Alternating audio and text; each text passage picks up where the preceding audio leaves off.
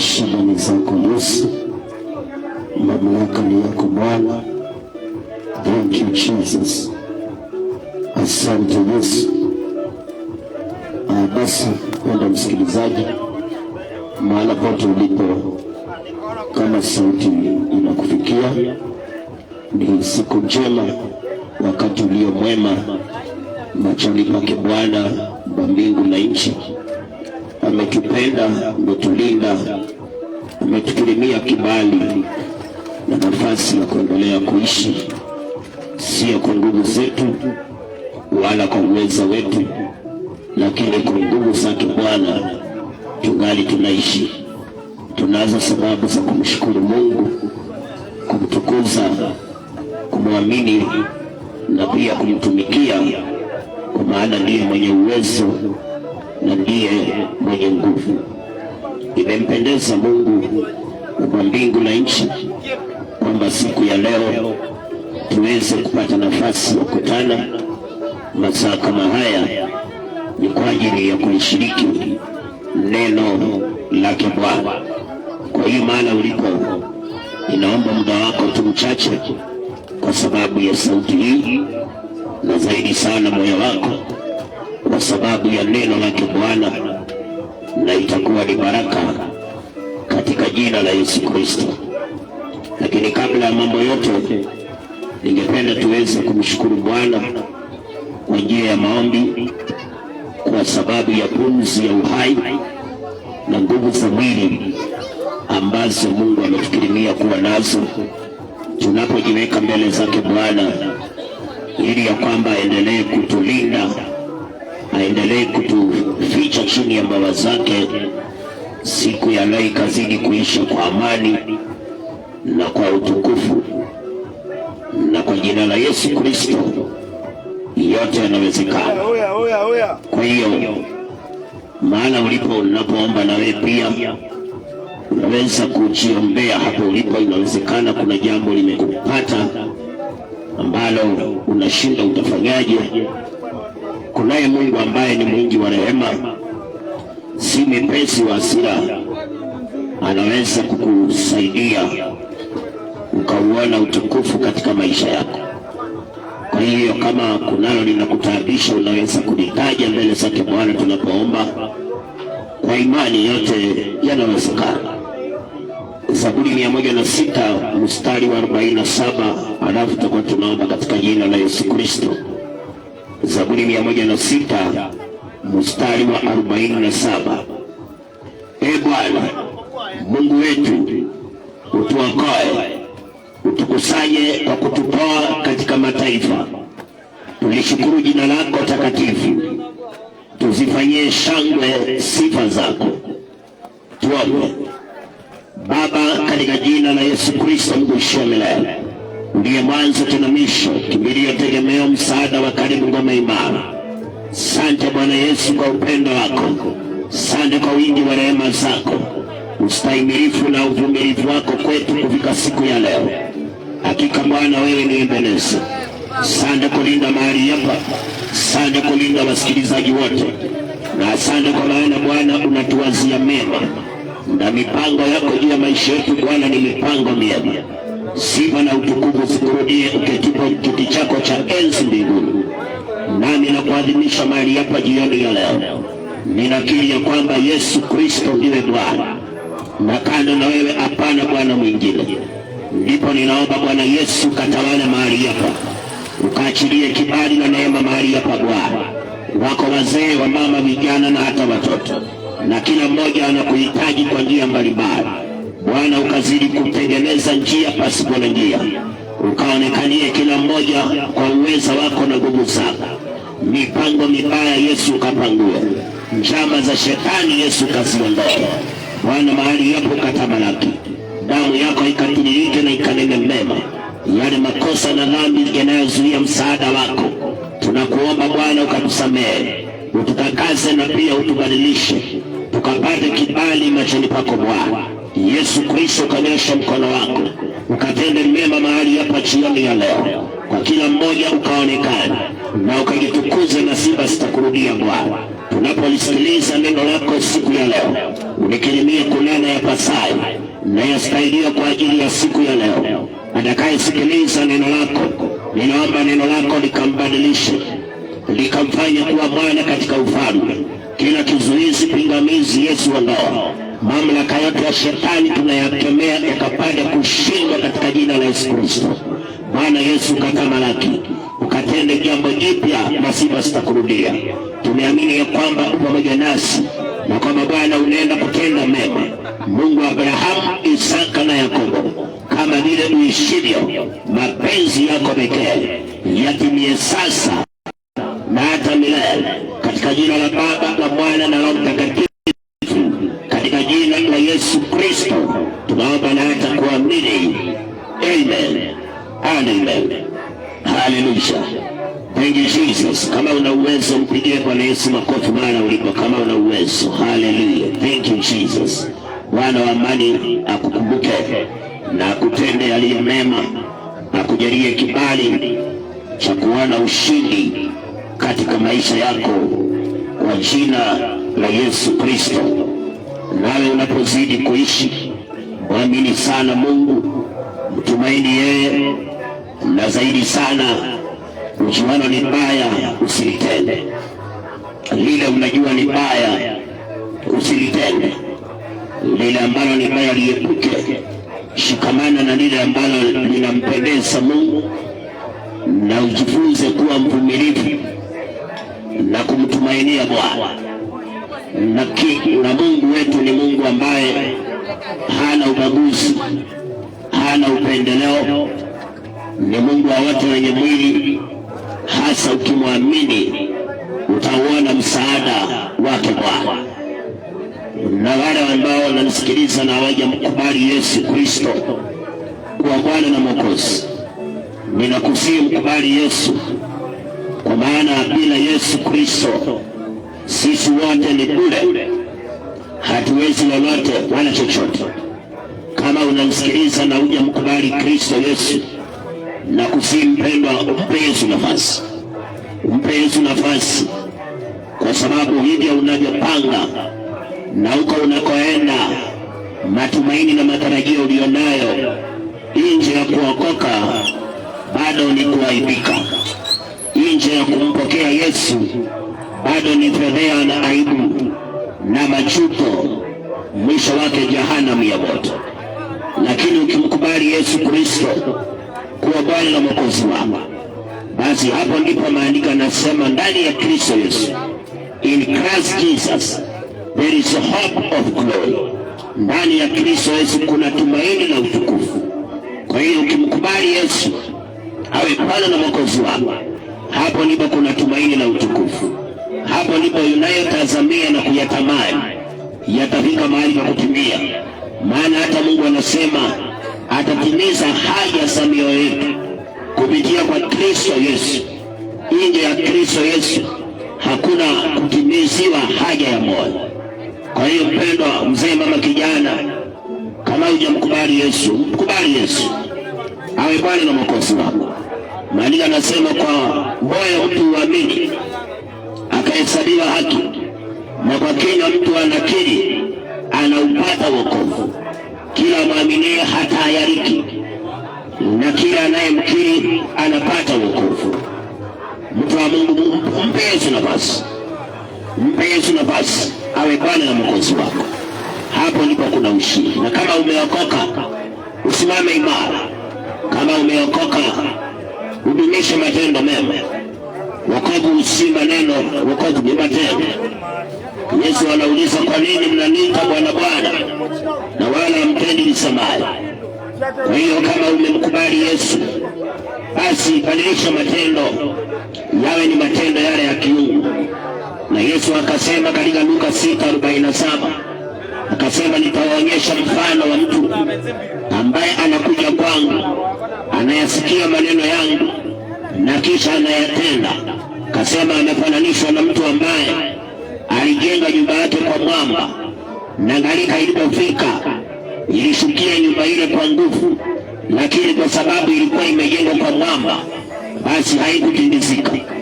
Lakini akasema mtu mwingine yule anakuja kwa Yesu, anasikia maneno ya Yesu, lakini anatenda kinyume na yale maneno. Kasema amefananishwa na mtu ambaye amejenga nyumba yake kwa mchanga, basi wakati ngalika inafika inaishukia nyumba ile, inaipiga na anguka, mwanguko wake unakuwa mkubwa. Kwa hiyo kama ulimkubali Yesu, basi uangalie matendo yako yawe kama asemavyo Kristo, ndipo furaha ya wokovu utaiona. Na kwa kila mtu anayenisikiliza, kuna maisha baada ya maisha haya. Unapoendelea kuishi, usisahau ya kwamba hapa duniani sisi ni wapitaji na sisi ni wasafiri. Tuko hapa duniani lakini tunapita, na tunapopita kuna sehemu mbili. Kuna sehemu ya mateso na kuna sehemu ya furaha.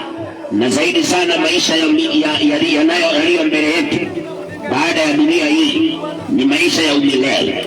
Haya tulionayo, maandiko yanasema tumepewa miaka 70, tukipewa neema ni 80. Baada ya hapo tunapotea ghafla, alafu mtu anaenda hukumuni. Mwenye alitenda mema anapata uzima wa milele, mwenye alifanya mabaya anapata mateso ya milele. Kwa hiyo unapoishi, usisahau ya kwamba wewe ni mpitaji. Usisahau kuna hukumu inakungojea mbele. Usisahau ya kwamba huko mbele kuna maisha ya umilele. Kwa hiyo usitawaliwe sana na dunia ukatenda Mungu sana. Usitawaliwe sana na ulimwengu na vya ulimwengu ukamsahau Mungu.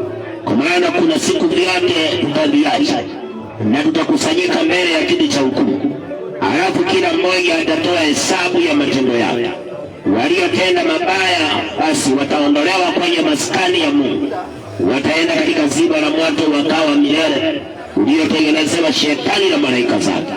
Lakini wale walimkubali Yesu Kristo na wakaishi maisha ya utakatifu wataitwa wenye haki na watakaribishwa katika maskani ya Bwana. Maana ambapo Maria anasema hakutakuwa na kilio tena wala kuomboleza, na wala hakuna usiku wala mchana. Mahali pale Mungu ndiye nuru ya mji ule mtakatifu. Mtu wa Mungu anayesikiliza, Maombolezo 3:40 Maria anasema na tuchunguze njia zetu na pia tusijaribu na tumrudie Mungu tena. Jioni ya siku ya leo, kama leo ingekuwa siku ya hukumu, mzee na kijana, ungelienda wapi? Kama leo ingekuwa ndio siku ya hukumu, kwa tabia zako, kwa mienendo yako, kwa vile unavyofanya, ungelienda pande gani? Ni vizuri kujichunguza. Marafiki ni wazuri, lakini kuna siku utawaacha. Pesa ni nzuri, lakini kuna siku utaziacha. Mwili huu ni mzuri sana, maana unatusaidia kuweko katika dunia hii, lakini kuna siku mwili utaitwa marehemu. Mwili utaitwa marehemu, utachimbiwa 6 kwa 3, utafunikwa, mwili utakuliwa na mchwa, lakini mtu mwenyewe atakuwa hukumuni, aidha akilia ama akifurahi. Ni vizuri mpendwa kuchunguza njia zako, kuchunguza maneno yako na ile njia isiyompendeza Mungu. Ni vizuri kuiacha na kushika yale ambayo yanampendeza Mungu, ili ya kwamba wakati wengine watakuwa wanalia na kusala.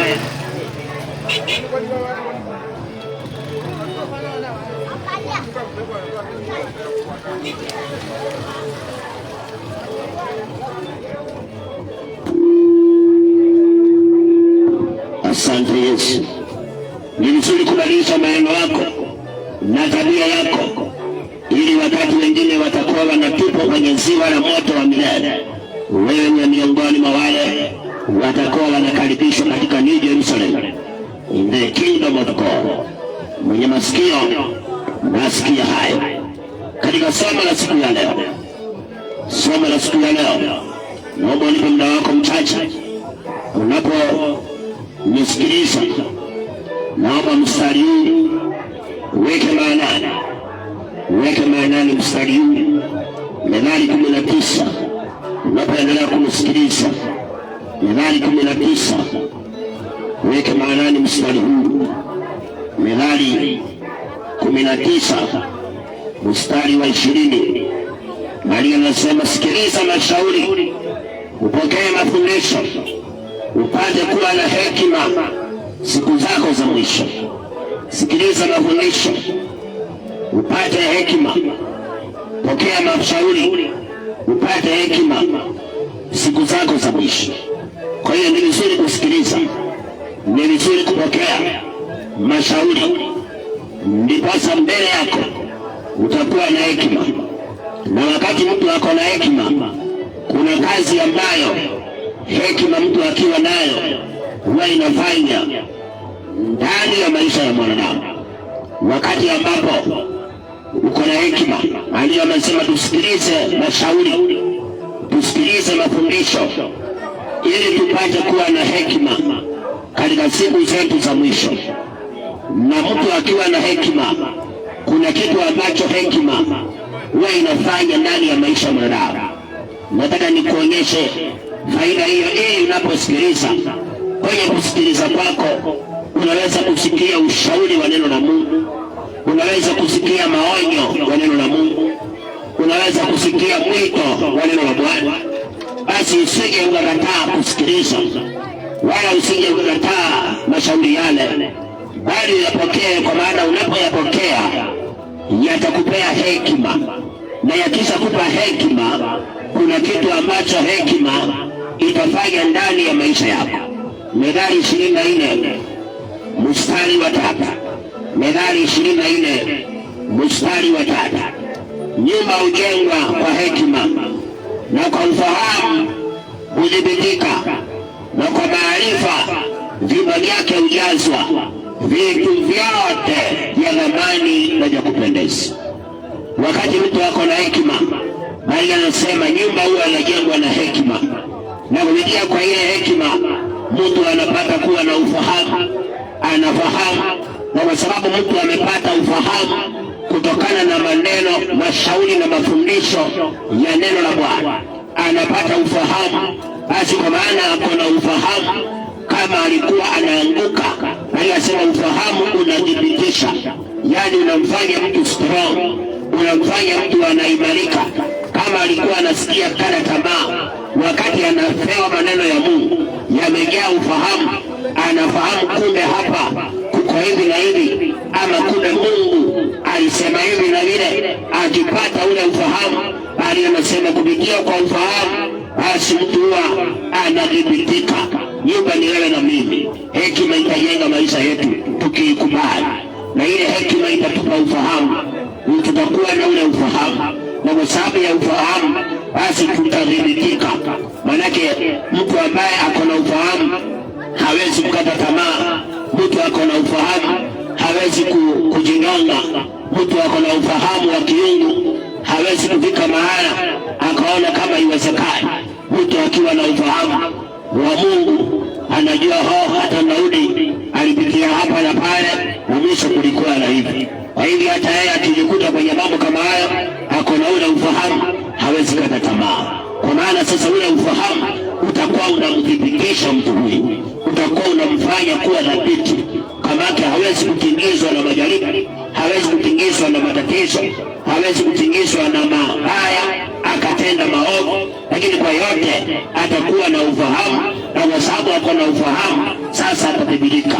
Alafu jambo lingine amesema, na ule ufahamu unampa mtu maarifa, na kupitia kwa maarifa sasa nyumba ya mtu huyo ama maisha ya mtu huyo, kwa maana ako na maarifa. Maarifa ni uwezo wa kujua hii ndio njia mbaya na hii ndio njia nzuri. Mtu anakuwa na maarifa, kwa hiyo anafahamu hapa hili ni kosa na hili ndio zuri. Kwa sababu ya hiyo atashika lile lililo zuri, na kwa maana anashika lililo zuri, wanasema kupitia hekima, basi nyumba yake mtu huyo inajazwa vitu vyote vinavyotamanika, vitu vyote vinavyotamanika. Kwa hiyo wakati mwingine tunapoona kwamba tunavitamani vitu fulani kwenye maisha na wala haviji kwenye maisha yetu, ni kwa sababu tumekosa hekima ya Mungu, ambayo hiyo hekima ya Mungu ingetupa ufahamu, ambayo ule ufahamu ungetupa maarifa, na kwa kupitia kwa maarifa tungelisimama kwenye haki ambayo ingeleta yale matamanio yetu ndani ya maisha yetu. Kwa hiyo ni vizuri mpendwa, neno la Mungu linapohubiriwa ni vizuri kulisikiliza, kwa sababu litakupea hekima. The word of God will give you wisdom. It will make you to understand life. The word of God will make you to understand even its problems. The word of God will also make you to understand the plans of God in your life. And through understanding, you will have now the wisdom to flee away from sin. Utakuwa na ile maarifa ya kujua, kwa sababu ninajua Mungu anaweza kufanya hivi, siwezi kufanya hili kosa, nitazidi kukaa pande ya Mungu. Unaonekana mtu amedhibitika. Sasa kwa siku ya leo, dunia tunaishi, yani Mungu kupitia kwa Ayubu akasema neno hili. Kuna kitabu hili nataka nilisome kwenye pamoja, alafu nikwambie nimekuja kuambia mimi siku ya leo. Lakini zingatia sana kusikiliza, upate hekima, upate ufahamu, upate maarifa.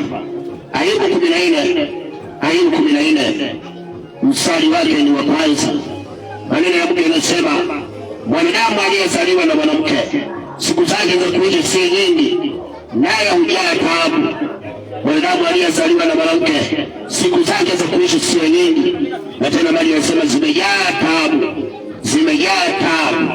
Wakorintho, muunganisha maneno ndio nikwambie kitu hapa. Wakorintho wa kwanza 10, Wakorintho wa kwanza 10 mstari wake wa 13. Wakorintho wa kwanza 10 mstari wa 13. Jaribu halikuwapata ninyi isipokuwa lililo kawaida ya wanadamu, ila Mungu ni mwaminifu, ambaye hatawaacha mjaribiwe kupita mwenzako, lakini pamoja na lile jaribu atafanya na mlango wa kutokea ili muweze kustahimili. Sasa kuna vitu viwili hapa vimetajwa. Umetajwa taabu, umetajwa majaribu. Dunia tunaishi lazima uelewe hivyo, kwamba dunia hii imejaa taabu. Now on the top of the problems, the troubles in the world, there are also temptations in this world. Kuna pia majaribu katika maisha haya. Lakini tunavyoishi hivi leo, katika hizi siku za mwisho, watu wengi wameshapitia taabu mpaka wamechoka. Watu wengi wameshajaribiwa mpaka wamechoka. Wanadamu tunavyoishi, 99% wanadamu wamechoka. Wengine wamechoka na taabu za maisha, wengine wamechoka na majaribu. Sasa wanadamu wanaonekana wamechoka, na cha kutamausha sana ni kwamba kali ya kule kuchoka watu wanajitenga na Mungu. Kali ya kule kuchoka watu wanachukua njia isiyofaa, watu wanachukua hatua ambayo haistahili. Kali ya kule kuchoka na taabu, kali ya kule kuchoka na majaribu, wanadamu wameshindwa kungojea Mungu. Wanadamu wengi wamelemewa, wengine hata wamejinyonga, wengine hata wanasikia wajinyonge hivi tunavyozungumza, kwa sababu ya taabu, wengine kwa sababu ya majaribu ya maisha haya. Lakini mpendwa msikilizaji, taabu ni kawaida, majaribu ni kawaida, lakini the special thing is that Mungu hawezi kuruhusu upitie shida kuliko uwezo wako. Mungu hawezi kuruhusu ukajaribiwe kuliko uwezo wako. Na zaidi ya yote pia Mungu ni mwaminifu. Pamoja na ile taabu, pamoja na yale majaribu, kwa wakati wake atafanya mlango wa kutokea. Lakini shida ni kwamba watu wengi wamechoka. Watu wengi wametaabika, wamechoka. Wako waliochoka na ndoa, sasa wamekata tamaa. Wako waliojaribiwa sana, yani anafanya hiki anakuta bado, anamwamini huyo anakuta amemwaibisha, amemvunja moyo. Mwanadamu majaribu yamemchokesha. Na jambo la hatari ni kwamba sasa watu wanaonekana wakiwa wanaenda mbali na Mungu. Watu wanaonekana wakiwa hata wanaacha kuomba. Wengine wanaonekana kwa sababu ya taabu na majaribu wamekalia madunia ya waganga, wamekalia dunia kwa wachawi, wapewe tundawa fulani, wapewe nguvu fulani. Lakini mtu wa Mungu, hakuna mahali pengine kuna msaada isipokuwa kwa huyo Mungu ambaye pamoja na taabu amekupa uhai, pamoja na majaribu amekupa uhai. Huyo ndiye Mungu pekee ambaye akona msaada wako. Na maandiko yanasema ni mwaminifu, hawezi kuruhusu ujaribiwe kuliko uwezo wako. Hawezi kuruhusu ujaribiwe kuliko uwezo wako. Na pia hatakuacha kwa taabu milele. Mungu hatakuacha kwa majaribu milele. ukimwamini yeye na usimame upande ule unafaa, usimame katika njia zinazofaa, usimame katika njia ya kiungu, wakati wako utafika na Mungu atafungua mlango, atakufungulia mlango wa kutoka. Lakini sasa shida ni kwamba watu wengi wamechoka, watu wengi wameshachoka, wameacha hata kuomba, wameacha hata wengine kanisa, wameacha hata wengine imani wameiacha.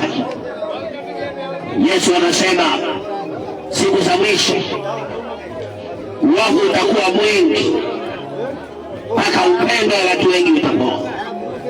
Na tuko hizo siku mpendwa, uovu umekuwa mwingi, majaribu yamekuwa mengi, taabu zimekuwa nyingi, wengi upendo umepoa, wengi wanamwacha Mungu, wengi wanaacha imani, wengi wanachukua njia mbaya. Wako waliotaabika wakachoka wakaingilia ulevi, wako waliotaabika wakachoka wakaamua kuingilia mihadarati, wako waliojaribiwa sana wakachoka wakaingia kwa umaraya, wakaamua kujiuza, wako waliojaribiwa wakachoka mpaka wakaenda kwa waganga. Lakini huko kwote hakuna msaada. Isaia akamwambia, ama Mungu akamwambia Isaia neno hili: mtu wa Mungu, taabu zipo, majaribu yapo tena mengi, lakini ni heri wewe ya kwamba kwanza, hiyo ni kawaida ya mwanadamu aliye duniani. Lazima ataabike, lazima ajaribiwe, lakini kuna pia kawaida ya Mungu. Kawaida ya Mungu ni kwamba hawezi kuruhusu utaabike kuliko uwezo wako, hawezi kuruhusu ujaribiwe kuliko uwezo wako. Na tena Mungu mwenyewe anakuambia huko hakutakuwa na msaada. Huko miongoni wa watu wamechoka, wanasikia sasa itabidi niwe mtu nifanye mabaya, huko hakutakuwa na msaada. Kuna kitu ambacho Mungu alimwambia Isaia. Naomba mpendo usikilize, usikubali kupitia njia nyingine, usikubali kwenda upande mwingine. Duniani kuna majaribu, kuna taabu, kuna watu wanaweza kukutaabisha, kuna mambo unaweza kupitia ukasikia kana tamaa, lakini usisahau kuna Mungu ambaye alikuumba. Ni heri kusimama upande wa Mungu, ni heri kumtumaini Mungu, ni heri kumwamini Mungu, ni heri kumngojea Mungu. Kitabu cha Isaia 45 mstari wake, Isaia 45 mstari wake yanze 21, usikilize.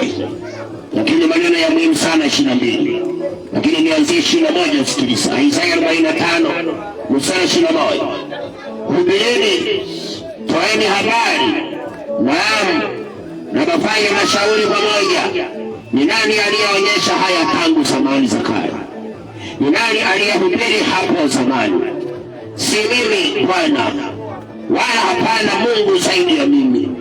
Mungu mwenye haki, Mwokozi, hapana mwingine zaidi ya mimi. 22 nasema hivi: niangalieni mimi mkaokolewe, enyi ncha zote za dunia, maana mimi ni Mungu, hapana mwingine. Akamwambia Isaia waulize, mambo haya yanayotendeka duniani ni nani aliyatamka kabla yatendeke? Akasema, si ni mimi Mungu niliyahubiri haya kabla yatendeke. Na akasema, hapana mwingine, hapana Mungu mwingine aliye mwenye haki ambaye anaweza kuokoa isipokuwa Mungu aliyeziumba mbingu na nchi. Na akasema basi, akamwambia Isaia, waambie, niangalieni mimi, enyi ncha zote za dunia, mpate kuokoka. Mtu wa Mungu, kwenye tabu za maisha haya tunahitaji kumwangalia Mungu. Kwenye majaribu ya maisha haya tunahitaji kumwangalia Mungu, na hapo ndipo kutatokea wokovu. Yani mtu anaitwa Daudi akasema maneno, sikiliza maneno aliyosema Daudi. Mpendo, tabu zipo, majaribu yapo, lakini usichoke ukatenda dhambi, usichoke ukaangalia kwa mganga, Unaweza chokeshwa na mwanaume, umemtumaini kabisa, umemwamini kabisa, anafika mahali mwanaume anasaidika, akisaidika anakuacha, anachukuana na mwingine. Unaweza kusikia umechoka, unaweza kusikia hili jaribu ni ngumu sana, lakini mpendwa, cha kwanza ni vizuri kuelewa hivyo ndivyo dunia ilivyo. Ni vizuri kuelewa hivyo ndivyo dunia ilivyo. Cha pili mpendwa, usiangalie kwa mganga. Usiseme vile huyu mwanaume amenirusha nje akaenda kuchukua msichana mwingine akaniacha mimi, nitaenda kwa mganga kumfunga. Kwenda kwa mganga itamsaidia, lakini suluhisho liko kwa Mungu. Unaweza kumwamini mwanamke na akafika mahali akawa ndiye majaribu kwa maisha yako, akafika mahala akawa ndiye taabu ya maisha yako. Usikubali kuingilia mihadarati. Useme vile wewe mwanamke amenifanyia, amenifagilia nyumba yote na vile nilimwamini, sasa unasema ninaenda kutoa stress kwa ulevi. Hakuna msaada utapata huko. Maandiko yanasema Mungu ndiye aliyahubiri hayo tangu kabla yatendeke. Niye aliyahubiri, na anasema hakuna mwokozi mwingine wala Mungu mwenye haki isipokuwa Mungu aliyezifanya mbingu na nchi, ambaye anafanya ninaongea hivi na wewe unasikia hapo, unasikiliza. Anasema tumwangalie yeye, tumwangalie yeye insha zote za dunia na tutapata kuokolewa. Usiangalie kwa waganga, maana huko taabu haziishi. Usiangalie kwa madawa za kulevya, maana uchungu hauondolewi na madawa za kulevya, hauondolewi. Usiangalie kwenda kufanya maovu, kwa maana huko hakutaondolewa taabu zako, lakini unastahili kumwangalia Mungu. Upenda usichoke ukatenda mabaya. Dunia hii ni hivyo ilivyo. Hata Yesu walimwangaisha, lakini siku ya tatu walimuua wakamweka kaburini, siku ya tatu walimvuka. Na wewe mpendwa, mahangaiko lazima, yani kuvunjwa moyo ni lazima, yani kukosewa na mtu wa karibu ni lazima na ni kawaida, lakini akikupata usichoke ukatenda sana. Hata Yusufu ndugu zake walimuuza, lakini akiwa Misri alipojaribiwa na dhambi alisema siwezi. Akasema siwezi nikafanya ubaya huu nikamkosea Mungu. Hata kama yamekujaribu, yamekufikia makubwa majaribu, mpendo, mwangalie Mungu pekee. Wokovu wako unatoka kwa Mungu. Kwa waganga hakuna kitu, kwa wachawi hakuna kitu. Kuingia Illuminati ni kupoteza tu. Wanakupa kaangali na kanyumba kama shariti, alafu mwisho wanataka mama yako aliyekunyonyesha miezi 6, miezi 9, hata wengine walinyonya mpaka miaka 2, alikatalia matiti, na unataka utoe huyo mama yako kafara. Unafikiria ukimtoa mama yako kafara unaweza kuwa na amani? Hata kama una kiingali kikubwa, hata kama una kinyumba kikubwa, una pesa, yani Biblia inasema hapana amani kwa mwenye dhambi. Hamna amani. Ukiona wengine wameweka tinted black, ni kwa maana huko ndani wanalia, wanaendesha gari wakilia, wakikumbuka vile umetoa mama yako kafara. Amani hamna. Mtu wa Mungu, dunia imejaa taabu, lakini muangalie Mungu. Dunia imejaa majaribu. Unaweza kujaribiwa na mtu uliyemwamini sana, unaweza kuletewa taabu, yani mtu akakupeleka njela na ni mtu uliyemwamini ukamsaidia, lakini akawa ndiye ameenda kutoa ushahidi wa uongo jela ili wewe ukafungwe. Lakini kwa hayo mpendwa, usione kama ni mapya. Hivyo ndivyo dunia ilivyo. Hata Judas Iskarioti Yesu akamwamini, akampa kazi ya kuweka pesa sadaka ya wakiongoza sokoni. Judas ndiye anakuwa na kikapu, ndio mweka hazina, lakini huyu aliyeaminiwa akaonyesha treasury bali ilipo, huyu ndiye alimsaliti Yesu. Yakikutokea mpendwa, si mageni. Ukisalitiwa na mtu uliyemwamini si mageni. Ukirushwa nje na mwanamume uliyesimama naye si mageni hayo. Mwanamke uliyemwamini ukamsaidia akikungeuka sio mageni hayo. Rafiki uliyemwamini akimpita na vitu vyako atoroke navyo, hayo si mageni. Ndio dunia mpendwa, ndio dunia hiyo, ndio ilivyo. Ni majaribu na mataabu, lakini usichoke ukatenda sana. Usichoke ukachukua njia ya waganga, usichoke ukachukua njia mbaya. Ni vizuri kumwangalia Mungu. aliyeziumba mbingu na nchi, na yeye anajua kutengeneza njia ya kutokea. Yusufu akauliza mke wa Potifa, mwanaume, usiende kwa mipango ya kando kwa sababu ya mkeo, huko ni kupoteza. Usilale guest house kwa sababu ya mkeo anavyofanya, huko ni kujirani. Ni vizuri kumwangalia Mungu. Yusufu akauliza yule malaya mke wa Potifa, akamuuliza, nifanyeje ubaya huu? Nimkosee Bwana Mungu wangu? Masaa hayo Yusufu ameuzwa, yani matatizo yamekuwa mengi, majaribu sio hayaondoki, yani yanakuja tu kama maji. Lakini Yusufu alisimama pande ya Mungu. Yusufu aliona ni heri nisimame pande ya Mungu. Ni kweli aliyapitia, akawekelewa Amaleki. Yusufu ako jela, hana mtetezi, family member hamna, hata simu hazikuwepo siku zile. Nitapiga simu nyumbani nikawaeleza, siku zile simu hazikuwa, hata wale messenger walikuwa wakituma barua, huyu ni mgeni, hawangekubali barua yake wakaipeleka Israeli, hawangekubali wa Misri. Yusufu alikuwa jela, hana mtu, lakini kumbe kulikuwa na Mungu ambaye Yusufu alisimama pande yake. Siku ilifika, mtu wa Mungu, unapoona unaishi, unapoona bado unaamka, hata kama taabu zipo, majaribu yapo, unapoona umeamka tena, kuna siku ya kusaidika. Usimtende Mungu sana. Kuna siku Mungu aliumba ya kukufungulia mlango. Usichukue njia ya kuingilia miadarati. Unaamua kuwa mvuta bangi kwa sababu ya majaribu, kwa sababu ya taabu za dunia. Unakula mpaka dawa ya wazimu, yani dawa imetengenezwa wazimu, wewe unakula hiyo. Na wale watu mnauza hizo vitu, wale watu wa chemistry, mnausia vijana madawa ya wazimu wapandishe steam, mtaenda jehanamu. Ukiona mtu wa chemistry mwambie, mhubiri amesema unapouzia vijana dawa ya wazimu wapandishe steam, unaenda jehanamu.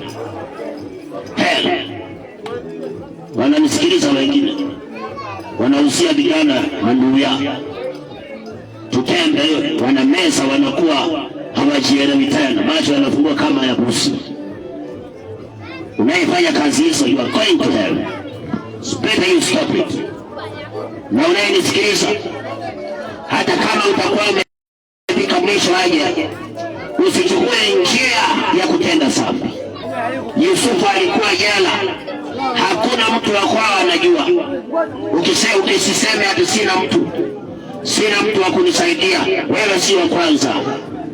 Yani mkuta Yusufu hana mtetezi tena, amefungwa kwa nchi ya wenyewe, hana mtetezi. Lakini kulikuwa na Mungu ambaye, kama nisome ya Daudi, kuna kitu Suleimani anasema, naomba usikilize. Kitabu cha Mhubiri, Ecclesiastes chapter number 3, kuna kitu ambacho Suleimani anasema. Kabla nisome hii ya Daudi, sikiliza maneno haya. Kitabu cha Mhubiri, Ecclesiastes chapter number 3 verses number 11. Mhubiri 3:11. Kila kitu amekifanya kizuri kwa wakati wake, tena ameiweka hiyo milele ndani ya mioyo yao, ila kwa jinsi mwanadamu asingeweza kuivunua kazi ya Mungu anayefanya tangu mwanzo hata mwisho. Kila kitu duniani tunachokiona, Mungu amekifanya kizuri kwa wakati wake. Hata maisha yako Mungu ameyafanya mazuri kwa wakati wake. Hata maisha yako ya ndoa Mungu ameyafanya mazuri kwa wakati wake. Kama ni kazi inakupa matatizo, Mungu ameifanya nzuri kwa wakati wake. Lakini anasema jinsi gani mwanadamu asingeweza kuvumbua kazi ya Bwana. Jinsi gani? Yani anapotea mwanadamu, anachukua hatua mbaya, amekosa kuivumbua kazi ya Bwana, anaamua kwenda kujiuza kwa sababu ya majaribu, amekosa kuivumbua kazi ya Bwana, anaingilia miadarati kwa sababu ya majaribu, amekosa kuivumbua kazi ya Mungu mwanadamu, anaenda kwa mganga ili atatuliwe taabu, na mganga mwenyewe taabu simemjaa, hata kulala halali kulala. kama ni usingizi wa mangamngam halali. Na wewe unaenda mnakalia gunia, ati taabu zimenifika, zimenishinda, na kuja mganga anitatulie, na watoto wake ameshindwa kuwatatulia. Sasa wewe utakutatulia? Lakini Isaya anasema tumwangalie Mungu ambaye haya tunayoyaona na tunayoyapitia aliyatangaza kabla tuzaliwe sisi. Ndio neno la Mungu likaandikwa kwamba kila mwanadamu aliyezaliwa na mwanamke siku zake za sio nyingi na zimejaa taabu. Hiyo mstari ukiandikwa, hawa watu wananisikiliza wote, hata babu yako na babu yangu hawakuwa wamezaliwa. Yalihubiriwa tangu mwanzo na Mungu mwenyewe, akiandika kwamba majaribu ni kawaida ya mwanadamu. Wewe ulikuwa haujazaliwa. Sasa kwa nini yakikupata unaenda kwa dhambi, unaenda kwa mganga? Ingelikuwa heri tumwendee Mungu, tuende pande ya Mungu ambaye he can make things right. Amesema everything is good in the time of God. But how a human being has failed to comprehend the wisdom of God, the work of God. Mwanadamu ameshindwa kuifumbua kazi ya Mungu. Angalia Yusufu alivyoteseka na alivyosaidika. Mwanadamu aelewe, hata haya mateso niko nayo kuna siku nitasaidika. Siendi kwa mpango wa kando, siendi kwa sugadadi, siendi kwa mganga, siingilii madawa za kulevya. Nitamwangalia Mungu, nitakaa pande ya Mungu, nitaweka mizigo yangu kwa Mungu. Siwezi kuchukua mizigo yangu nilekelea mume wenyewe, siwezi kuchukua mizigo yangu nilekelea mke wenyewe, siwezi kuchukua mizigo yangu niende kulekelea mganga ambaye atakufa. Nitaweka mizigo kwa Mungu. Ndio nauli anasema umpeke Bwana mzigo wako na yeye atakutengeneza. Lakini watu wamechoka, wanadamu wamechoka na majaribu, wamepitia njia ambayo haina utukufu. Wanadamu wamechoka na shida, wamechoka na taabu za maisha, wamechukua njia isiyokuwa na utukufu. Mpendwa, sauti hii ni sauti ya mtu aliyeita. Mrudie Bwana Mungu wako. Usikubali kuendelea kwenda huko unaenda ukisema ni majaribu yamekuwa mengi. Huko unaenda kama sio kwa Mungu, ndio kuna kujua utaibika sana. Usiendelee kwenda huko unaenda ukisema ya kwamba hati taabu zimekuwa nyingi.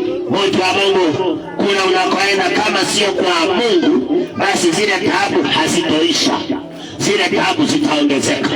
Taabu zinaisha kwa Mungu. Yani majaribu yanageuka kuwa utukufu kwa Mungu. Yusufu akataabika.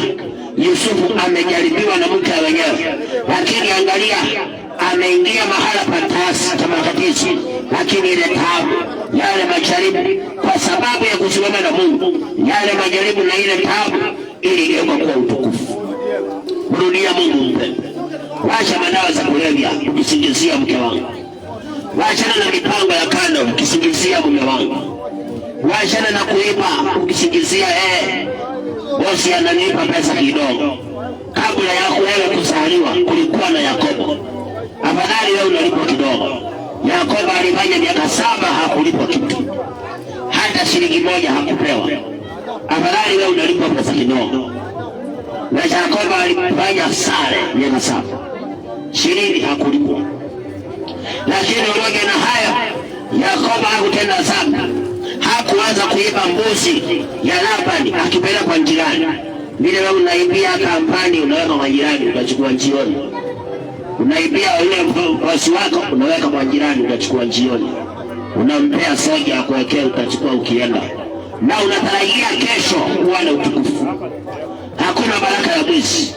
Tena mwizi anakufa mapema. Kibo cha umo mwizi anapigwa na mawe kweli kweli. Hakuna baraka ya mwizi. Hakuna baraka ya msharati. Hamna. Anapigwa na gonoria, anajikuna kweli kweli. Kuna baraka ya Mungu ya msharati. Hamna. Kuna baraka ya mlevi. Haipo. Mwisho ni maini unachomeka. Tunakuchangia komola uende India, unakufia kwa ndele. Kuna baraka ya mwenye dhambi. Hamna. Mshahara wa dhambi ni mauti. Mrudie Mungu mpendwa. Ni kweli taabu zipo, lakini kunaye Mungu ambaye anasema kila kitu ni kizuri kwa wakati wake. Ni kweli kuna watu wanavunja moyo, lakini Mungu yupo ambaye anasema atafanya mlango kwa hilo jaribu, atafanya mlango kutokea. Ni kweli kuna watu wanakalia tamaa, kuna watu wanaweka uchungu maishani, lakini pamoja na hayo ndio hilo jaribu liloandikiwa wewe. Hata Yesu alisema kuna kikombe lazima nikinywe, na wewe kuna kikombe lazima ukinywe, lazima. Na kama utashinda kukunywa kikombe cha majaribu au mateso, uchukue njia ya dhambi, hakuna siku ya tatu ya kuona utukufu.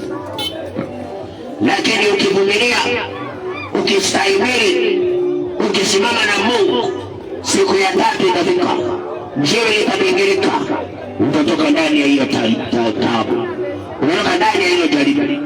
Lakini kwa mujibu wa Roho Mtakatifu, watu wengi wameshachoka, wamechukua njia mbaya. Watu wengi wameshachoka, wamechukua hatua mbaya. Watu wengi wameshachoka, wameona jibu ni kwenda kwa dhambi. Wengi wanachoka, wanasikia jibu ni kwenda kuiba. Jibu sasa ni kujiuza. Sasa mwanadada, unapita na kila mwanaume, unasema mashine yamekuwa mingi, majaribu yamelivika koo, sasa ni kupita, nifagia. Sasa mwisho wake ni kufa mapema. Ni heri ugeuke, umwangalie Mungu. Petro anasema tunyenyekee. Petro wa kwanza 5 mstari wake ni wa 6, anasema humble under the mighty hand of God, and he will exalt you at his due time. Tunyenyekee chini ya mkono wa Mungu ulionao, naye Mungu mwenyewe atatuinua kwa wakati wake. Na ndio maana wakati ulifika, Yusufu akaondolewa ndani ya mashimo. Wakati ulifika, Daudi akaacha kuitwa mchunga kondoo, akaitwa sasa mfalme. Hata kama majaribu yalikuwa mengi, kiwango cha Sauli kumtafuta amuue, lakini siku ya Bwana ilifika. Mtu wa Mungu ananisikiliza, mrudie Mungu mpendwa. Hapo umeenda kwa sababu ya majaribu yako, hakuna msaada. Hiyo tabia umeanza kwa sababu unasema ya shida zimekuwa nyingi, mwanamke amekuwa akizilana, sijui mume wangu alifanya. Umeanza tabia hiyo, yani huko mpendwa ni kupoteza, huko ni kutafuta premature death. Yani mwenye dhambi hufa kabla ya siku yake. Hakuna mwenye dhambi hutimiza siku zake. Mwenye dhambi anakufa kabla ya siku zake. Ni mwenye haki pekee anayesimama na Mungu, anayesimama pande ya Mungu pamoja na majaribu, huyo ndiye pekee.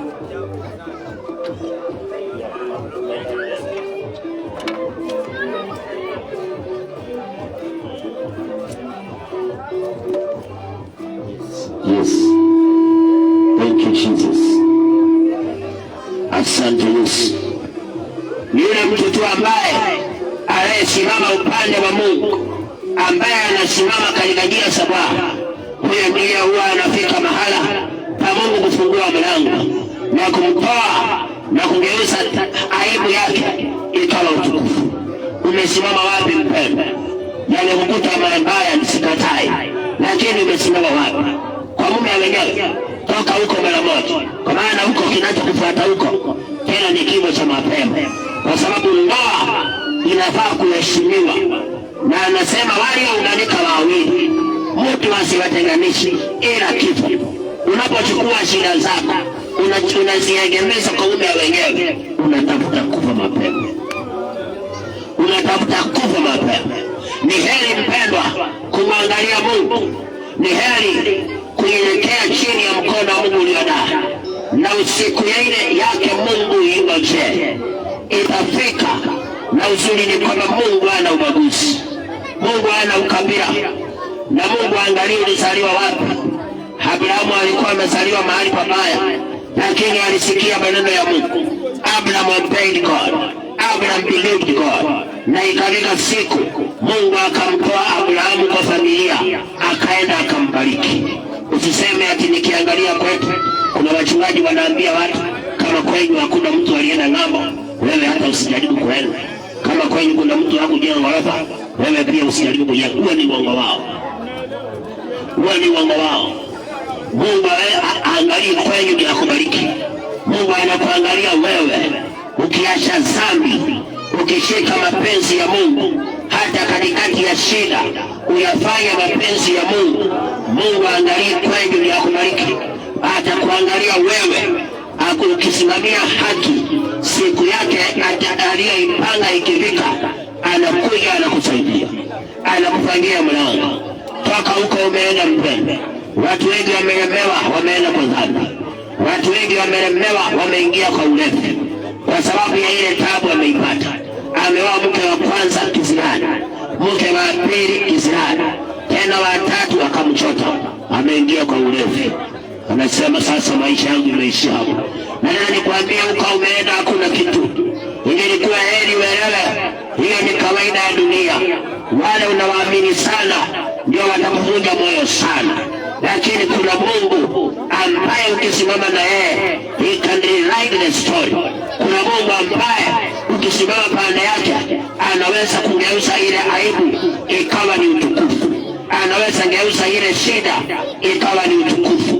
Daudi akasema katika Zaburi, sikiliza hii, mtu wa Mungu, toka huko umeenda. Ni kweli umejaribiwa, majaribu yamekuwa mengi, lakini hatua umechukua hiyo hakuna ushindi. Ni kweli taabu zimekuwa nyingi, lakini hiyo njia ya kuenda kwa ulevi kwa sababu ya shida, hiyo njia ya kuiba kwa sababu ya shida, hiyo njia ya kushika mwanaume wenyewe kwa sababu ya majaribu, nataka nikwambie huko hakuna msaada.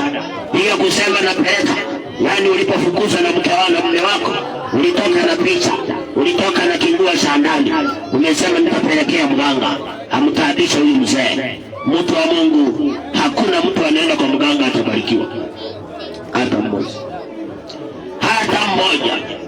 Na kama umeenda kwa mganga wewe sibarikiwa, kwa maana baraka zako ameshataka mganga.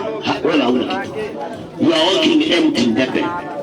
Na mimi naambia tu kweli, kama unanisikiliza, umeshawahi kanyaga kwa mganga, wewe hauna baraka. Njoo yako taa imezima, mganga ako nayo. Kimbia yako wako na ufungue roho yako. Anasema Yoeli, yarueni mioyo. Usililie tu shida na ulienda kwa mganga, unapeleka mpaka nguo ya mzee, picha ya mzee ulipeleka kwa mganga. Ati alinifukuza saa 6 usiku, ukapelekea mganga afunge mzee. Hakuna msaada huko, hamna mpendwa. Huwezi kumwambia mwizi ati mwizi nibebe nipelekee pale, na uamini ati mwizi hata hivyo lazima atachota yake. Ndio mganga. Huwezi kumwambia mganga nifungie fulani na sikufunge wewe. Uongo mkubwa huo. Kwanza anakufunga wewe kuku mjinga aliyejileta, alafu ndio sasa aile kwa ule mwenzako. Tumrudie Mungu wapendwa. Najua unaweza kujikuta hapa, lakini Paulo anasema Matendo 17:30, anasema siku za ujinga Mungu alikifanya haoni, lakini sasa anawaagiza watu wake wa kila mahala watubu. Anawaagiza watu wote wa kila mahala watubu. Ndio mimi nakuletea neno la Mungu la kweli. Ninakuja kuchokora vizuri uelewe hapa nimekosa. Hapa hii njia sio nzuri. Kumbuka sana, usikatae mafundisho. Yapokea upate hekima. Hekima ijenge nyumba yako. Hekima ijenge maisha yako. Hekima ikuletee vitu vyote vinavyotamanika. Kwa maana ndivyo Mungu amesema.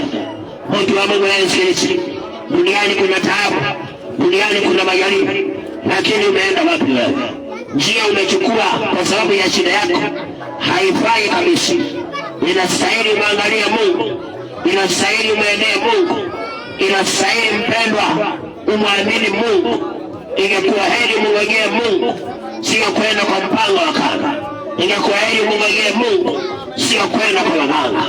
Ingekuwa heri mungojee Mungu, sio kwenda kwa washirikina. Ingekuwa heri kijana ungojee Mungu kuliko kuingia Illuminati. Huko ni kupoteza. Yani ni maisha machache tu na kufa huko. Kifo cha mbwa mwizi tu. Mwisho jahannam. Mtu wa Mungu, taabu zako na majaribu yako, sikiliza Daudi anasema hivi. Zaburi 40 mstari wa kwanza. Zaburi 40 mstari wa kwanza.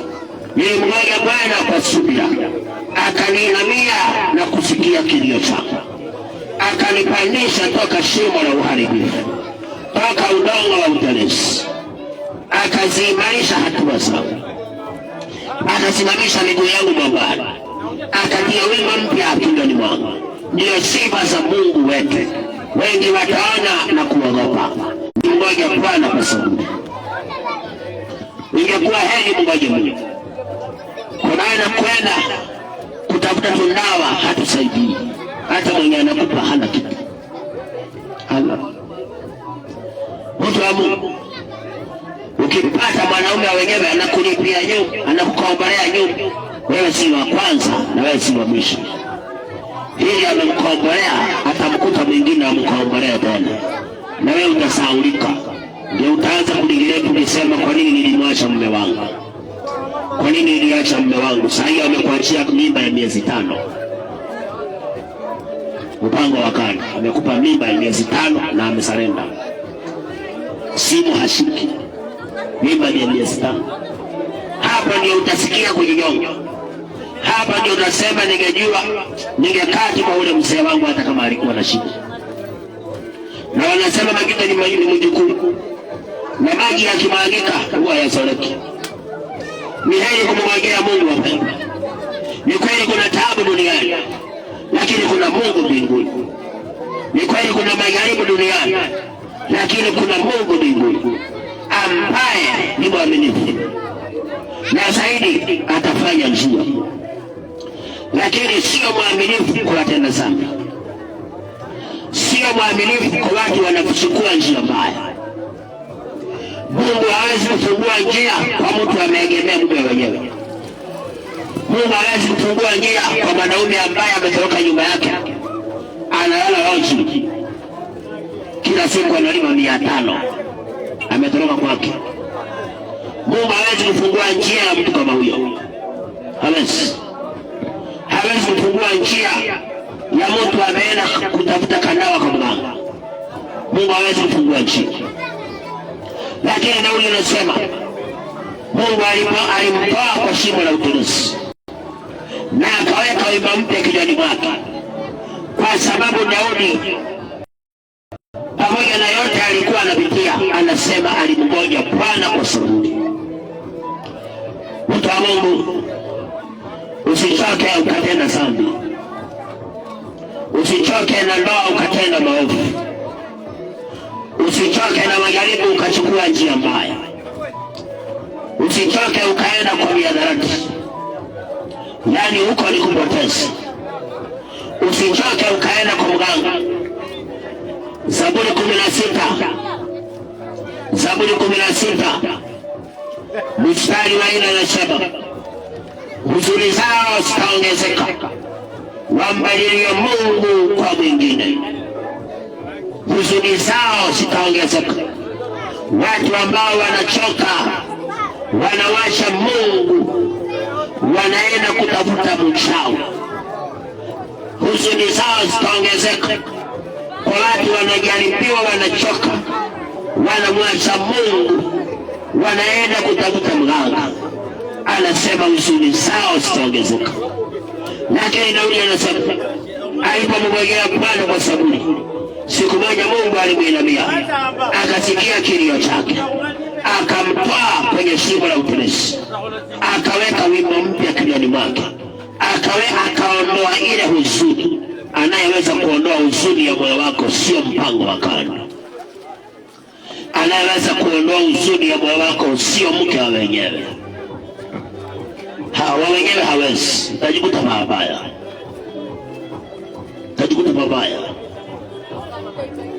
Anayeweza kuondoa huzuni maishani mwako sio mganga, lakini ni Mungu pekee ndiye anaweza kuondoa huzuni ndani ya maisha yako. Alimkuta Daudi yuko msituni amesaulika, lakini Samueli alipoingia kwa Yesu, mafuta ilikataa kumiminika kwa wale wengine. Akina Eliabu mafuta ilikataa. Wakaulizwa, kuna kijana mwingine huko? Yesa akasema kuna kuanga na kamchunga kondoo kana kuanga msitu. Samueli anasema sitoki hapa mpaka mkamulete. Baba yake akatumana haraka sana. Daudi yako msituni, amechakaa kweli kweli, hata ukichakaa usitende dhambi. Siku yako itafika. Hata ukichakaa usiende kwa dhambi. Uzinzi sio njia. Umalaya sio njia. Kupora watu sio njia. Hapana. Kumsubiri Bwana ndio njia. Kumngojea Mungu ndio njia. Wakatumana msituni, Daudi akaitwe. Daudi alipofika hivi, Mari anasema pembe ilimwaga mafuta, kwa sababu siku imefika. Mtu wa Mungu, sunga ngojea siku yako ifike. Anakulipia nyumba huyo mzee, lakini sio muda mrefu. Mwanaume yule mama amekuwa anakubembeleza, lakini kitanda ni cha kwake, usisahau. Hata taweli ya kuoga ni yake, usisahau. Na ujue wewe si wa kwanza na wewe si wa mwisho. Hilo umeingia ndio vile wengine wanaingianga. Hali unasema kahaba ni shimo refu. Watu waliokataliwa na Mungu wanatumbukia huko ndani. Hata kama jaribu limekuwa kubwa, ni heri kumngojea Mungu.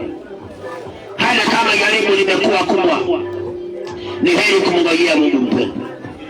Ni heri kukungojea msaada wa Mungu. Kwa maana Mungu yeye hawai wala hachelewi. He has his new time that he set apart. Ako na siku yake aliyoiweka kando ya kusaidia. Lakini watu wengi wamechoka.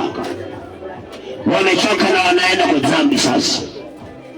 Kumbe mpendwa, huko kwa dhambi hakuna msaada.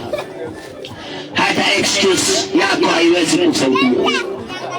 Ukisema ni vile aliniacha na mlima, Mungu hatakusikiliza. Nilifanya hivi kwa sababu ya vile, Mungu hatakusikiliza. Anawataka watu ambao wamemtazama Mungu hata kwenye majaribu. Wanamngojea Mungu hata kama taabu zimekuwa nyingi. Wanasema kama Yusufu, nifanyeje ubaya huu nimkosee Bwana? Wanasema kama Danieli, siwezi kujitia unajisi na vyakula vya ufalme, hata kama kumekuwa na shida. Hata kama Danieli wanasema we cannot defile ourselves. It is through your captives. Tumekuja hapa kama watumwa. Shida zote ni nyingi.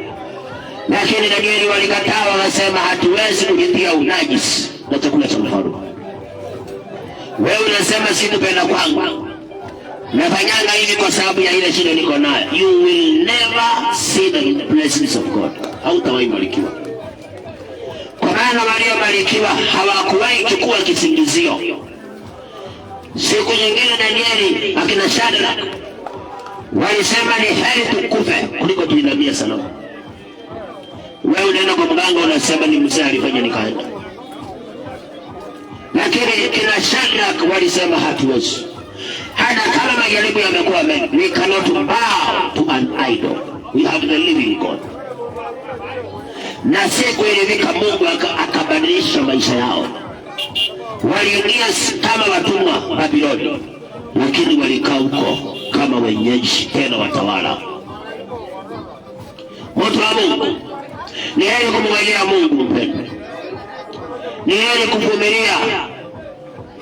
Ni heri mpendwa kutumainia Mungu. Na ni heri kumkimbilia Mungu kuliko wanadamu. Kwa maana Mungu hawezi kupoteza. Mungu hawezi kukuacha. Rafiki yako anaweza kukuambia uache mzee wako ukakae naye, ukafagia nyumba ya mzee ukaleta vitu vyote kwa huyo rafiki yako, lakini ya kufukuzaye hakuambiagi toka. Unaona na vitendo. Wiki ya kwanza kwa maana umetoka na pesa ya wenyewe, utakuwa mnakula vizuri, unacheka kabisa mpaka malaika wanastuka. Wiki ya pili ndio utajua asandivyo mtu sivyo. Na moyo wa mwanadamu huwezi kujua. Ataanza tu mambo, utasoma leo ujue hapa sasa ni kufukuzwa na fukuzwa. Na hapo ninasema ingekuwa heri ningekaa kwangu, na njia ya kurudi itakuwa haina. Watu wa Mungu, tabu zipo, lakini tusimuende kwa dhambi. Unaweza kufika mahala umechoka, usichukue hatua ya kutenda dhambi. Ni heri kumngojea Mungu, ni heri mpenda kumngojea Mungu. Unaweza fika mahala unasikia sasa hapa imekuwa too much, lakini kama unaamka asubuhi, kuna siku yako Mungu aliyopanga, usitende dhambi. Kama unakuta umeamka uko na nguvu za kutembea, mpendo, usitende dhambi. Hiyo ni ishara kuna siku yako iko mbele. Na Daudi akaongeza maneno mazuri hapa, akasema hivi, Zaburi 121 anasema hivi, mtu wa Mungu asikilize maneno haya, pokea hekima. Zaburi 121 anasema mstari wa kwanza, nainua macho yangu nitazame milima, msaada wangu utatoka wapi? Msaada wangu utoka kwa Bwana aliyezifanya mbingu na nchi. Msaada, mpendwa, Daudi anatuambia unatoka kwa Bwana aliyeziumba mbingu na nchi. Usiende kwingine, mpendwa. Ni kweli ni uchungu, uliyemwamini ndiye amekutupa nje, lakini usiende kwa dhambi. Uliandikiwa hayo na bebe tu, kuna siku ya utukufu. Kuna siku, ni kweli mwanamke yule amekuchota, amekuacha vacant, nyumba ni vacant, lakini usiingilie ulevi. Ndio kikombe chako kikunywa tu, ungojee Mungu, atakusaidia. Atakusaidia. Ni kweli rafiki yako amepita na mpenzi wako, lakini mpendwa, usichukue njia mbaya. Usiseme nitaenda kumfua kwa mganga, hakuna msaada huko. Ndio kikombe chako hicho, wewe kunywa tu, vumilia, ngojea Mungu, atakutukuza. Daudi anasema niinua macho. Kumbe kuna masaa Daudi alikuwa na shida, na anasema niinua macho nikajaribu kuangalia milimani, lakini sikuwa na msaada. Anasema lakini msaada wangu watoka kwa Mungu aliyezifanya mbingu na nchi. Kama bado unaishi, kuna msaada wako. Wacha dhambi, kale kanamba kamzizi, futa mpendo, futa. Ule muda wenyewe mkataze, mwambie sitaki laana. Kwa maana ukifika muda wenyewe, nimeshakwambia utakufa mapema, tena vibaya. Vibaya. Mkataze. Ungojee baraka yako inakuja. Mzigo wako usiutue kwa sana. Yaani mzigo wako ubebe mpaka Mungu akusaidie. Na kama alisaidia wengine, he's the same God. Hajawahi badilika, na pia Mungu huwa hamdharau mtu. Petro alipoingia kwa nyumba ya Kornelio, Matendo ya Mitume 10:34, Petro na anafungua kinywa chake, anasema sasa nimetambua kwamba Mungu hana ubaguzi, Mungu hana upendeleo, lakini katika kila taifa mtu ambaye anamcha Mungu na anatenda haki ukubalika na Mungu. Hata kama mpendwa taabu imekupata, mcha Bwana, fear the Lord, usifanye kipumbavu. Yalimkuta mfalme Asa, watu wakakusanyika wakakuja kumkamata mfalme Asa, tena watu mamilioni, watu wenye nguvu, lakini mfalme Asa akafanya kipumbavu, akaenda kumkimbilia mwanadamu kuliko kukimbilia Mungu. Mungu akamwambia mfalme Asa, sasa wale umewanunua watakutoroka, na sasa wewe utakaa na mateso milele.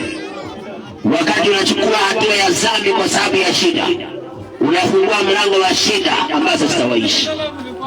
Ukienda kwa mpango wa kando kwa sababu ya shida, umefungua mlango wa shida ambazo zitawaishi. Ukienda kwa mume wenyewe kwa sababu ya shida, umefungua mlango wa shida ambazo zitawaishi. Maandiko yanasema mfalme Asa akapigwa na ugonjwa wa kuvimba miguu, akafura miguu, akaenda kwa mganga. Mfalme Asa alikufia kwa mganga, mganga akashinda. Usimwache Mungu mpendwa. Marafiki ni wanafiki, wasikudanganye. Marafiki walimdanganya Sauli akakosa kutii. Sauli naye pia alikufia kwa mganga. Usiwafuate wanadamu. Wanadamu ni wabatili. Hata maandiko yanasema mama yako anaweza kukuacha. Mama yako aliyekuzaa anaweza kukusahau. Lakini Mungu anasema yeye amekuchora kwa kiganja cha mkono wake.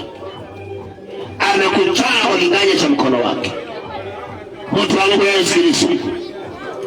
Daudi anasema nilinua macho nikaangalia milimani, lakini msaada wangu hakuona mlimani. Anasema msaada aliupata kwa Bwana aliyeziumba mbingu na nchi. Msaada aliupata kwa Bwana aliyeziumba mbingu na nchi. Na akaongeza neno lingine hapo, Psalms 121 verse number 2. Hata uacha mguu wako usongezwe, akulindaye hata sinzia. Mganga huwa anasinzia na ngoroka. Lakini Mungu anasema, ama Daudi anatuambia Mungu asinzie. Na hawezi kuacha mguu wako usongezwe. Hakumwacha Yusufu akufie jela, alikuja kumsaidia. Toka huko umejipeleka mtu wa Mungu. Wacha kusingizia shida. Wewe sio peke yako unateseka. Kuna watu wameteseka kuliko wewe. Na tukaandikiwa mifano yake kwenye Biblia. Lakini hawakutenda dhambi.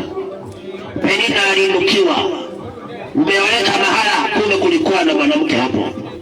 Ameanza kupa kisirani. Anakupigia simu, anakutishia. Unasema nitampeleka kwa mganga. Afadhali ungempeleka kwa Yesu. Kwa maana kwa mganga ni kupoteza. Maandiko yamesema huzuni zao zitaongezeka. Wale wanambadili Mungu kwa mwingine. Wanamwacha Mungu Muumba mbingu. Wanaendea miungu ya dunia. Watu hao huzuni zao zitaongezeka. Lakini Biblia inasema ukimwangalia Mungu aliyekuumba, kwanza ako na msaada wako. Pili, atakulinda. Hatakubali mwili wako usongezwe. Katika moto ule 7 times umewakishwa. God could never leave Shadrach, Meshach and Abednego in the fire to burn. Mungu hakuacha kina Shadrach ndani ya moto wachomeke. Mungu alikuja kuwatoa. Aliingia ndani ya moto. Kwa sababu hawa ni watu yamewapata mateso, lakini wamekataa njia mbaya. Zimewapata shida, lakini wamekataa njia mbaya. Siwe ukatae njia mbaya. Si ukatae mpendwa. Ukatae njia mbaya. Kataa njia mbaya mtu wa Mungu. Everything is good in the time of God. Kataa njia mbaya. Kuna siku Hana alipata mtoto, lakini angekuwa ameenda kwa mganga, Mungu asingempa mtoto. Angesema napeleka Penina nikamzime na mganga. Angeendea tundawa kwa mganga, akuja ape Penina ndiye azime. Hawaje kumsumbua, asingewahi barikiwa. Lakini Hana alikimbilia Mungu. Usikimbilia mpango wa kando. Usikimbilia mganga. Usikimbilia rafiki, anaweza kupoteza. Na marafiki wengine wanaweza kuwa ndio sababu ya shida zako, na wewe hujui. Wanasema wa duniani kitu lako kikingu ni mwako. Hakikuwahi kwa jirani. Kinakwanga kwa ni mwako. Wakaongeza wakasema rafiki yako ndiye adui yako. Na tukayasikia na Yesu aliyemsaliti ni yule Judas na kazina. Mtu wa Mungu, msaada wako unatoka kwa Mungu aliyeziumba mbingu na nchi, ambaye halali wala sinzii, na hawezi kuacha mguu wako usongezwe. Mungu aliyekuumba hawezi. Hawezi. Lakini rafiki anaweza kukutoroka. Rafiki anaweza kugeuka, kukiharibika. Lakini Mungu aliyeziumba mbingu na nchi, kukiharibika hawezi kugeuka. Atasimama na wewe. na zaidi atakutoa kama alivyotoa Shadraka, Meshaki na Abednego. Hautapata heshima ukienda kwa mganga kwa sababu ya shida. Hautapata heshima ukienda kwa mpango wa kanda kwa sababu ya shida. Hautapata heshima ukianza kuiba kwa sababu ya shida. Hakuna heshima huko. Kwa dhambi ni fedheha tu. Kwa dhambi ni aibu mpendwa. Ni heri kumwangalia Mungu. Ni heri kumtazama Mungu ambaye ako na hesabu ya siku zako. Heri kumtazama Mungu aliyekupa nafasi ya kuishi. Na yeye anasema everything is good in its time. Kila kitu ni kizuri kwa wakati wa Mungu. Uko wapi mpendwa? Yesu anakuita jioni ya leo. Kwa maana wengi tumepotea. Wengi tumepitia njia isiyofaa. Wengi tumeenda, sikiliza vile Mungu alimwambia Isaya. Mungu akiwa anaandaa njia nzuri, lakini alipoangalia wale watu wanawaandalia njia, kuna ngine anamwambia Isaya 43. Sikiliza maneno haya mtu wa Mungu. Na umeenda utoke. Umrudia Mungu wako. Isaya 43 mstari wa 19. Tazama nitatenda neno jipya. Sasa litachipuka. Je, hamtalijua sasa? Nitafanya njia hata jangwani na mito ya maji nyikani. Wanyama wa pori wataniheshimu, mbweha pia na mbuni, kwa sababu nimewapa maji jangwani na mito nyikani, ili kuwanywesha watu wangu, wateule wangu, watu wale niliojiumbia nafsi yangu, ili wasitangaze sifa zangu. 22 sikiliza. Lakini hukuniita ee Yakobo, bali umechoka nami ee Israeli. Mungu akiwa anaandaa mambo mazuri, akiwa anaandaa njia jangwani, lakini wale alikuwa anawaandalia mazuri, akasema lakini hukuniita, na zaidi umechoka. Mungu anaandaa mema, lakini sisi tumechoka. Na zaidi ya kuchoka, tumemchokesha Mungu na dhambi. Urudi pale tena 43 ni usikilize. Wakati wanadamu wamechoka, Mungu aliposema wamechoka, hawakuchoka wakatulia, walichoka na wakaenda kwa dhambi. Umechoka na mzee ukaenda kwa mpango wa kando. Umechoka na majaribu ukaenda kwa mganga. Umechoka na shida ukaingilia ulevi. Walipochoka, maandiko yanasema lakini Yakobo hukuniita, bali umechoka. Mstari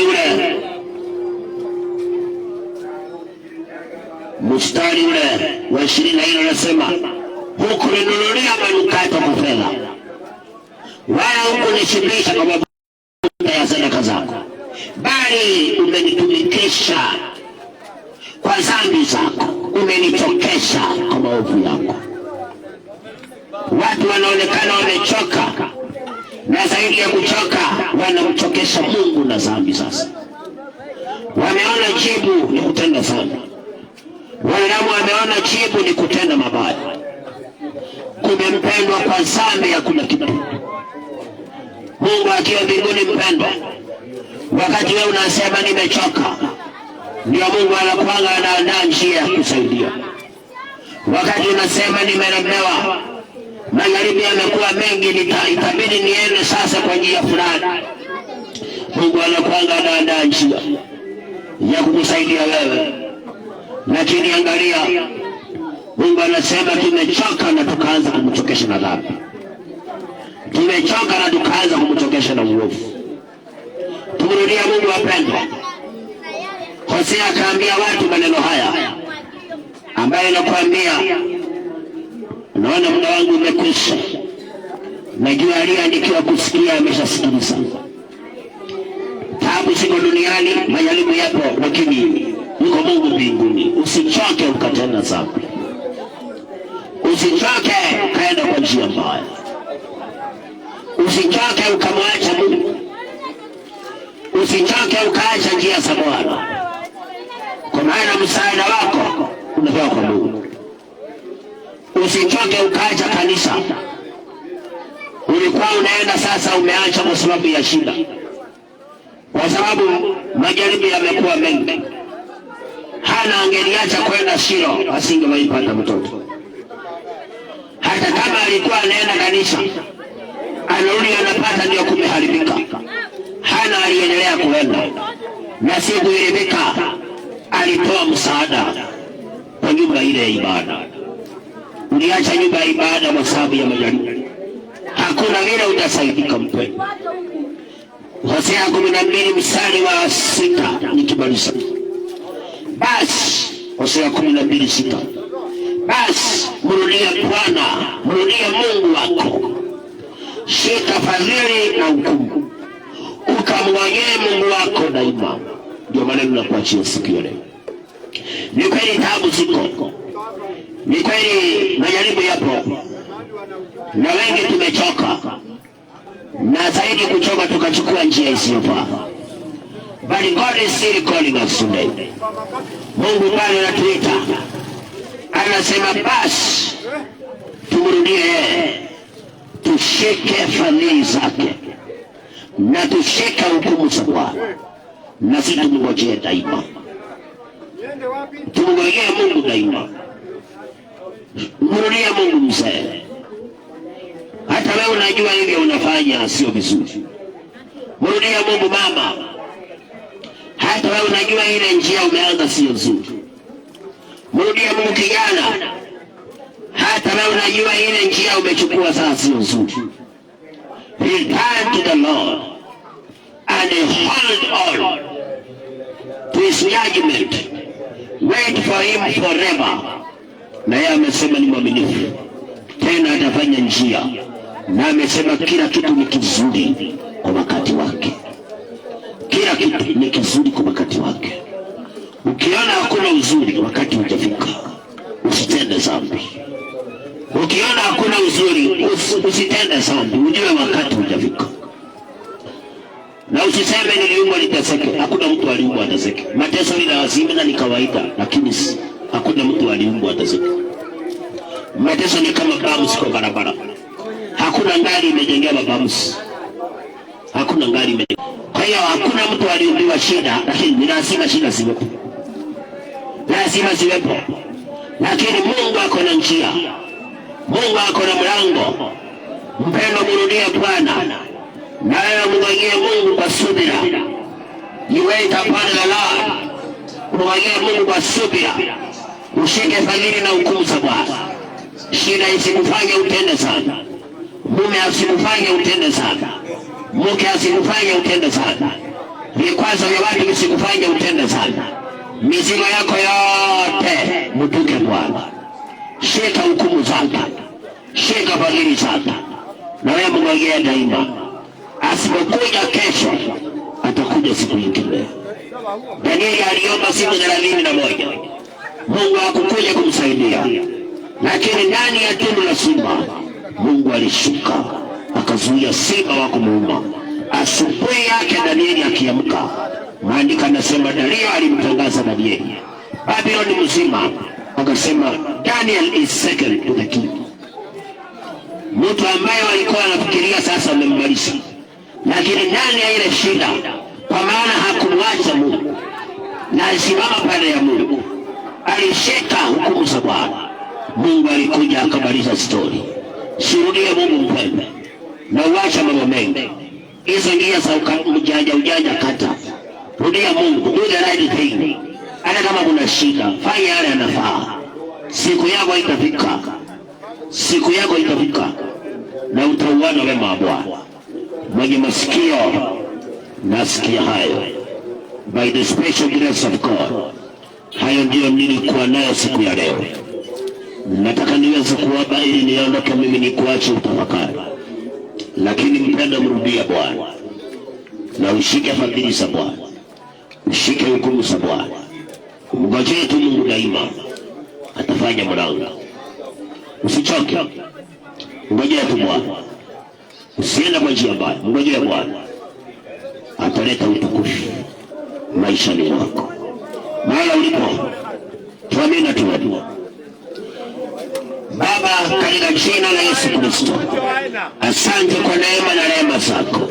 Asante Bwana kwa upendo wako. Asante kwa ulinzi wako. Asante kwa masana wakati huu. Umetulinda tumefika usiku mwingine. Ni kwa rehema zako Bwana. Umenijalia neema, nimeleta neno lako mahali hapa. Wako wale ulikuwa umeandikia wasikilize. Ninaamini kusudi lako limetumia. Ninakuinulia waliosikiliza wote. Bwana, hilo neno kalitie nguvu, ukalipambanue ndani yao, wakalielewa kuliko vile nimenena. Kiwango cha wao kuchukua hatua inayofaa, na sifa zote zitakurudia Bwana. Bwana Yesu, kasimame mwenyewe. Wako waliotoka wakachukua njia mbaya, wavute na kuwarudisha kwa njia. Wako waliolemewa na majaribu, wakachukua njia isiyofaa. Bwana, ukawageuze na kuwarudisha katika njia, kwa maana uweza ni wako. Wako wengine Jehova wametendewa mabaya, wamewekwa mahala pa uchungu, wanasikia jibu ni kutenda sana, wengine wanasikia kujinyonga. Bwana Yesu, ya roho kawaondolee, wape tumaini tena, ganga roho zao, wajalie neema wakachukue hatua inayofaa. Bwana Yesu, kijalia watu wote waliosikiliza wakakuamini wewe na kushika fadhili na hukumu, wakapata nguvu ya kukuongea wewe, ambaye ulisimama na Daudi ukafungua mlango wa Daudi, naye akakuona Jehova. Neno lako limesema hujabadilika, na wala wewe hauna upendeleo wala ubaguzi hauna. Bwana, ukalinda wazee, ukalinda wamama, ukalinda vijana na hata watoto. Kila mmoja ukampe nguvu ya kushinda majaribu, nguvu ya kuvumilia taabu na kusimama upande wako. Nawe Bwana ukafanye mlango wa kutokea, kwa maana uweza ni wako. Mipango ya shetani ukaondoa, mipango ya watu wabaya, njama za washirikina, madevos kriminali, maroho yote unaokuzimu baharini, mamlaka ya kutesa watu, tunaekemea kapate kushindwa katika jina la Yesu Kristo. Bwana, yote amenisikiliza, kama kuna kitu anapitia ambacho wewe hujampangia, kimetokana na mwanadamu wenzake, masana wakati huu tunakiamurisha kirudia mwenyewe mara 7 katika jina la Yesu Kristo. Bwana Yesu, katawale hata mahali hapa, ukalinda maeneo haya, ukazidi kugeuza historia ya mahali hapa Bwana. Damu yako ikanene mema, ukakomboe wazee kwa mama, ukaokoe na kubadilisha. Bwana, ukabariki kazi za mikono ya watu wako, ukiwajalia neema ya kuzifanya kwa haki na kwa kutegemea wewe, nawe ukazidi kujitukuza, maana unaweza Bwana. Kama kuna mpango mbaya wa siri, tunakanusha ukapane kushindwa katika jina la Yesu Kristo. Bwana Yesu, tawala wakiondoka wakielekea manyumbani, kila mmoja ukamtunza akafika nyumbani salama. Bwana, waliowacha vita wakakute amani, waliowacha magonjwa wakapata uponyaji katika jina la Yesu Kristo. Tabaraki Jehova, na sifa zitakurudia. Tenda mema Bwana, maana wewe ndiye mwenye nguvu. Masana wakati Jehova, ninakuomba ukazidi kutenda mema, uzidi kutabaraki kile ujapanga masahaya, aliyepanga kimrudia mara 7 katika jina la Yesu Kristo. Neno hili Jehova na sauti hii wa kuizima maeneo haya kabla afanikiwe, ninamuita kifo katika jina la Yesu Kristo. Neno lako likadumu, likaokoe wazee, wamama na vijana, na likaponye na sifa zitakurudia. Asante Bwana, kwa maana umesikia na Jehova umetenda. Mungu wa Abrahamu, Isaka na Yakobo, kama vile uishivyo, mapenzi yako pekee yatimie sasa na hata milele, katika jina la Baba na Bwana na Roho Mtakatifu, katika jina la Yesu Kristo tunaomba na hata kuamini. Amen. Amen. Hallelujah. Thank you Jesus. Kama una uwezo mpigie Yesu makofi mara ulipo. Kama una uwezo mpigie Yesu makofi mara ulipo. Hallelujah. God bless you. Barikiwe sana. Mungu wa amani akutunze, akulinde, akujalie kibali na neema ya kushika yale ambayo umesikia na pia kuyazingatia na kutenda kile ambacho kinafaa kwa jina la Yesu Kristo. Ujue libaya usitende. Kama unapitia shida, unasikia neno, ulivumilia, usiache kuomba. Muombe Mungu usiku na mchana, na pia usikose kumwambia Mungu ukweli wako. Katika dunia tunafanyaga dhambi. Unapoomba mwambie pia Mungu ukweli wako wote, naye atakusaidia. Ni Mungu mwaminifu, hajawahi shindwa, atakusimamia na atakutetea kwa jina la Yesu Kristo. Wanaopatikana mtandaoni, unaweza kupata elimu kama hiyo kwenye mtandao wetu wa kijamii.